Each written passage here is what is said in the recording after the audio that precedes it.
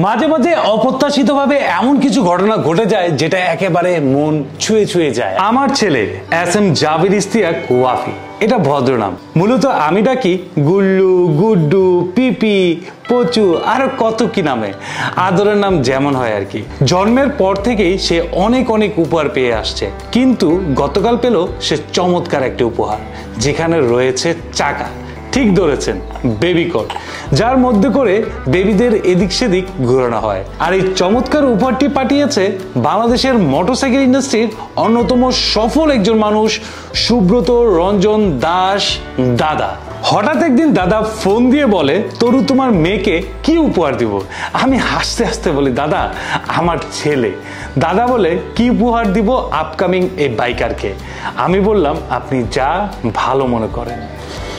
এই হচ্ছে আমার সোনা বাবার বেবি কট।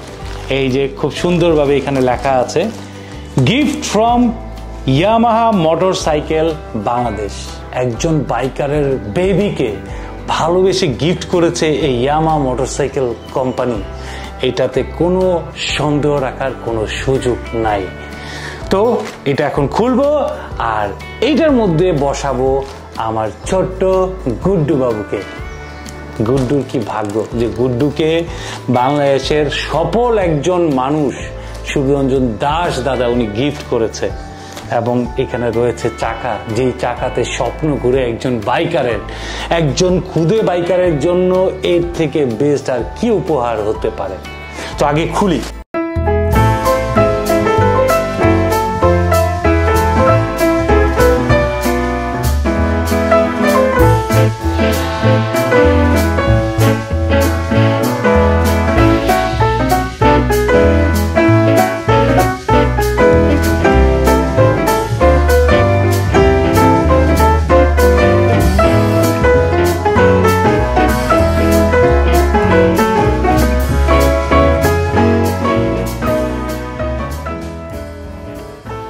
এখন তাহলে আমার গুড্ডু বাবুকে এখানে বসাবো। শোনা শোনা শোনা, কোথায় বসতেছিলি? এটা কোথায় বসলো বাবুটা? ওই পিপি পিপি, গুজি গুজিলি গুজি গুজিলি, শোনো বাবুলি, পুম পুম পুম পুম পুম পুম পুম পুম পুম পুম। কই রে কই রে বাবাটা কই?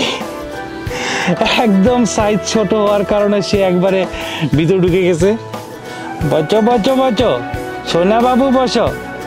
হ্যাঁ, কেমন লাগছে বাবা? Happy happy happy. ও গুড্ডু, ও গুড্ডু, আমার বাবা, আমার বাবা কই রে আমার বাবা? এই গুডুম গুডুম, গুডু গুডু গুডু, হাডু বুডু বুডু, এই গুডু গুডু গুডু, গুচি জিজি। কই রে আমার বাবাটা কই? আমার সোনামণিটা কই? আমার সোনামণিটা কই? কই কই কই কই? আমার সোনা জাজু। আচ্ছা আচ্ছা, আমরা চলে যাই, আমরা চলে যাই। পিপি পিপি পিপি, আমার জাদুলে, আমার সোনালে। সে একটু ভয় পাচ্ছে, আসলে এই ধরনের বাহনে এর আগে কখনো চড়েনি। তবে তবে একটা জিনিসে সে খুব খুশি হয়েছে, সেটা হচ্ছে যে তার এই গেট আপ, এই ছোট্ট ছোট্ট ইয়ামাহার টি শার্ট, ইয়ামাহার প্যান্টে সে যে কি খুশি হয়েছে। সে আমার সাথে যখন এই জামা কাপড় পরে দেখা করে, কি যে হাসি তার মুখে, আল্লাহ বাঁচায় রাখুক। আলহামদুলিল্লাহ আলহামদুলিল্লাহ। এই যে এখন হাসতেছে, দেখছেন জামার কথা বলতেছে আর হাসতেছে। ওরে বাবা, ওরে বাবা, তোমার ভালো লাগে? হ্যাঁ, তোমার ইয়ামাহা ভালো লাগে? তবে ইয়ামাহা ভালো লাগুক বা না লাগুক, ইয়ামাহা বাইক সে চালাক বা না চালাক, সে যখন বড় হবে, সে যখন তার এই ছোটবেলার এই ছোট্ট ছোট্ট স্মৃতিগুলো দেখবে, তখন কিন্তু সে ইয়ামাহাকে হৃদয় থেকে ভালোবাসবে না? হ্যাঁ, আসলে মাঝে মধ্যে এমন কিছু ঘটনা মানে মনের মধ্যে ছোঁয়া দিয়ে দিয়ে যায়, যেটা আসলে কখনো ভোলা যায় না। আমার এই ছোট্ট ছেলেটাকে ইয়ামাহা মনে রেখেছে, সুব্রত রঞ্জন দাস দাদা মনে রেখেছে। আমি আসলে অনেক অনেক কৃতজ্ঞ, অনেক অনেক কৃতজ্ঞ। থ্যাংক ইউ সুব্রত রঞ্জন দাস দাদা। আপনার এই উপহার আমার সারা জীবন মনে থাকবে। আর মনের ভিতর থেকে একটা কথাই এই মুহূর্তে আমার মনে আসছে, ইয়েস ইয়ামাহা।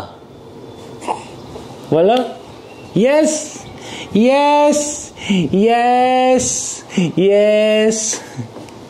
মাত্র 2.5 মাস বয়স, সে এখনো দাঁড়াতে পারে না, ঠিক মতো বসতে পারে না, কথা বলতে পারে না, কিন্তু আজকে আমরা যে খুশিটা তাকে দেখেছি, সত্যি কথা যে অনেক খুশি হয়েছে। Thank you. আপনারা নিশ্চয়ই খেয়াল করেছেন কয়েকদিন ধরে আমি আসলে ঘরে বসে ব্লগ করছি। কারণ হচ্ছে যেটা, আমি কিছুদিন আগে এতটাই অসুস্থ হয়ে গিয়েছিলাম, আসলে রোদে যেতেও এখন ভয় করতেছে। যেই মানুষটি দিনের পর দিন শুধু ট্যুর করে বেরিয়েছি, রোদে বৃষ্টিতে ঝড় তুফানে সব সময়, কিন্তু এখন আমি অসুস্থ হয়ে ঘর থেকে বের হতে যেন ভয় পাচ্ছি। তবুও বের হয়ে যাবো ইনশাল্লাহ খুব শীঘ্রই সুস্থ হয়ে, আবার আপনাদেরকে রেগুলার ব্লগ উপহার দিব। আর এছাড়া গত ব্লগে আমি বলেছি রবি, মঙ্গল, বৃহস্পতি এই 3টা দিন অন্তত আপনাদেরকে ব্লগ দেওয়ার চেষ্টা করব, আপনার চেষ্টা করব। আর অনেক মজার ঘটনা, অনেক ইনফরমেশন নিয়েই আপনাদের কাছে ব্লগ করার চেষ্টা করব। বন্ধুরা, নতুনভাবে উজ্জীবিত হওয়ার চেষ্টা করছি, নতুনভাবে নিজেকে গুছানোর চেষ্টা করছি। আসলে মাঝখানে অনেক দিন মানসিকভাবে বিপর্যস্ত ছিলাম, যার কারণে নিয়মিত আপনাদেরকে ব্লগ দেওয়া হয়নি। আপ্রাণ চেষ্টা করছি। আমি হয়তো হোঁচট খেয়েছি, হয়তো পড়ে গিয়েছি, গড়িয়ে হলেও হাঁটবো, থেমে থাকবো না।